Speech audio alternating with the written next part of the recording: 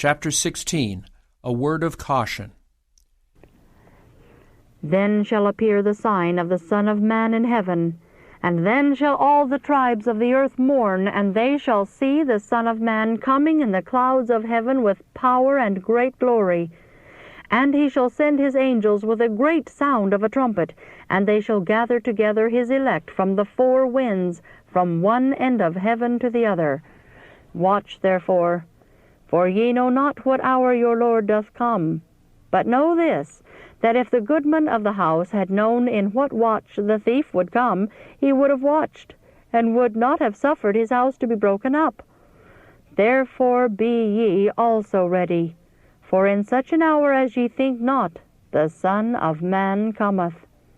Who then is a faithful and wise servant, whom his Lord hath made ruler over his household, to give them meat in due season? Blessed is that servant, whom his Lord, when he cometh, shall find so doing. Verily I say unto you, that he shall make him ruler over all his goods. And if that evil servant shall say in his heart, My Lord delayeth his coming, and shall begin to smite his fellow servants, and to eat and drink with the drunken, the Lord of that servant shall come in a day when he looketh not for him, and in an hour that he is not aware of, and shall cut him asunder, and appoint him his portion with the hypocrites.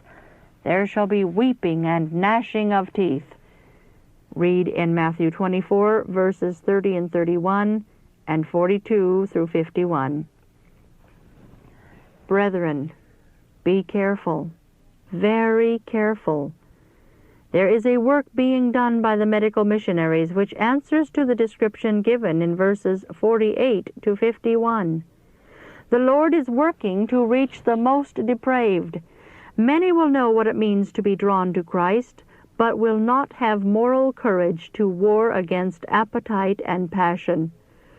But the workers must not be discouraged at this, for it is written, In the latter times some shall depart from the faith, giving heed to seducing spirits and doctrines of devils. Read in 1 Timothy 4:1. Is it only those rescued from the lowest depths that backslide? There are those in the ministry who have had light and a knowledge of the truth, who will not be overcomers. They do not restrict their appetites and passions or deny themselves for Christ's sake.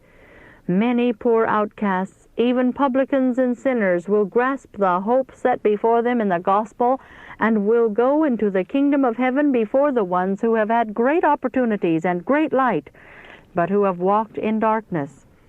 In the last great day many will say, Lord, Lord, open unto us. But the door will be shut, and their knock will be in vain. We should feel deeply over these things, for they are true.